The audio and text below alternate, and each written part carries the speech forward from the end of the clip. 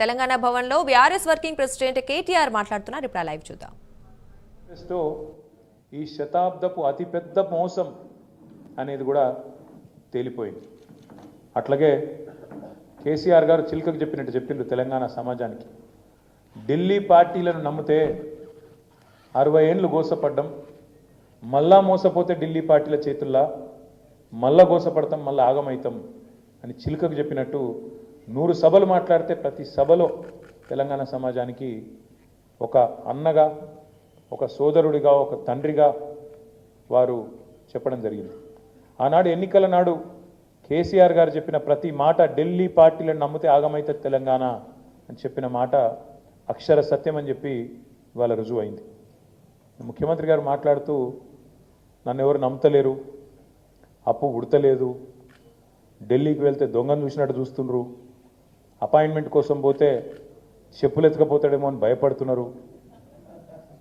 నాకు తెలిసైతే నాకు దగ్గర 48-49 ఏళ్ళు ఉన్నాయి. నేను కూడా రాజకీయాలను ఒక 35 ఏళ్ళకి వెళ్ళి చిన్నప్పటి నుంచి పేపర్లు చదివే అలవాటు ఉంది, టీవీ చూసే అలవాటు ఉంది, రాజకీయ కుటుంబంలో పుట్టిన కాబట్టి దగ్గర నేను కూడా ఒక 10-15 మంది ముఖ్యమంత్రులు వాళ్ళ నడవడిక, వాళ్ళ మాట తీరువన్నీ చూసినాను. నాకు పక్కన చాలామంది విశేషమైన అనుభవం కలిగిన వాళ్ళు ఉన్నారు. కానీ బహుశా ఇంత దివాలా కోరు మాటలు మాత్రం బహుశా ఈ దేశ చరిత్రలనే ఏ రాజకీయ నాయకుడు కూడా మాట్లాడలేదు. ముఖ్యమంత్రి కాదు, ఏ రాజకీయ నాయకుడు కూడా మాట్లాడలేదు. ఒక్క మాటలో చెప్పాలంటే రేవంత్ రెడ్డి గారు నిన్న నాకు పరిపాలన చేత కాదు అని కాడి పడేసిండని చెప్పక తప్పదు. చాలా స్పష్టంగా కాడి వారేసి నాతో కాదు అని చేతులు ఎత్తేసిండు. ఇక అయిపోయింది, నాతో కాదని నిన్న స్పష్టంగా చెప్పిండు. కానీ వారితో పాటు ఈ రాష్ట్ర ప్రజలకు కొన్ని వాస్తవాలు చెప్పాలి కాబట్టి, మా బాధ్యత కాబట్టి చెప్పాలనుకుంటా ఉన్నాం. ఎక్కడ పోయినా దొంగలాగా చూస్తున్నారు అంటున్నాడు ముఖ్యమంత్రి. మరి దొంగ లెక్క కాకపోతే ఎట్లా చూస్తారు? దొంగ లెక్కనే చూస్తారు. నోట్ల కట్టలతో దొరికిపోయిన దొంగను ఖచ్చితంగా దొంగనే అంటారు, దొంగనే చూస్తారు. ఒక విశ్వసనీయత లేని ఓటుకు నోటు దొంగను కాంగ్రెస్ అనే ఒక ఎర్రి పార్టీ గుడ్డిగా నమ్మి సీఎం చేసింది. కానీ ఖచ్చితంగా దేశంలో మిగతా వాళ్ళు మాత్రం నమ్ముతలేరు.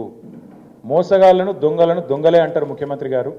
ఖచ్చితంగా అది ఈరోజు కాదు, చివరి రోజు దాకా కూడా నీ పరిస్థితి అదే ఉంటుంది, యాద పెట్టుకోని చెప్తున్నా. తప్పు చేసింది దొంగ చేతికి తాళాలు ఇచ్చి కాంగ్రెస్ పార్టీ, రాహుల్ గాంధీ గారు. ఈరోజు మే 6, 2025 నేను మీ అందరు గుర్తు చేస్తున్నా. సరిగ్గా 3 సంవత్సరాల కిందట ఇదే రోజు మే 6, 2022 నాడు రాహుల్ గాంధీ గారు వరంగల్కి వచ్చినారు.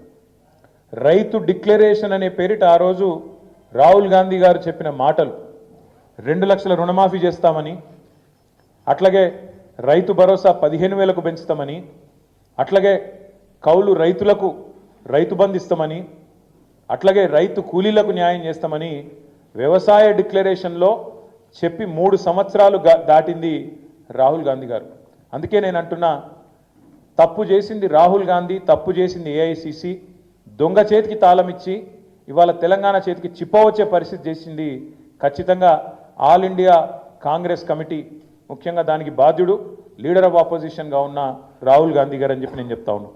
అట్లాగే ఇవాళ ఎందుకు ఈ మాటలు, ఎందుకు ఈ ఫ్రస్ట్రేషన్ అని చెప్పి ఇప్పుడు కొంతమంది మిత్రులు వారితో కలిసి మేము వస్తున్నప్పుడు ఇక్కడికి కమలాకర్ గారు, నేను మాట్లాడుకుంటూ వచ్చినాం, వెంకటరమణారెడ్డి గారు, అట్లాగే మా ప్రశాంత్ రెడ్డి గారు మాట్లాడుకుంటూ వస్తుంటే వారందరూ అన్నది మాట ఒకటే, అధికారంలోకి వస్తామని వాళ్ళు అనుకోలేదు, అడ్డగోలుగా హామీలు ఇచ్చిండ్రు, నోటికొచ్చిన చెత్తవాగుడంతా వాగినరు, ఎవరేం చెప్తుంది రాసుకుంటూ వేయినరు, మేనిఫెస్టో అనుకుంటా. ఇవాళ ఏం చేయాలనో తెలుస్తలేదు, వచ్చినాక మొత్తం నాశనం చేసిండ్రు. అట్లాంటి పరిస్థితి వచ్చింది కాబట్టి ఇవాళ కేవలం తప్పించుకోవడానికి, కేవలం ప్రజలను ఇక మాతో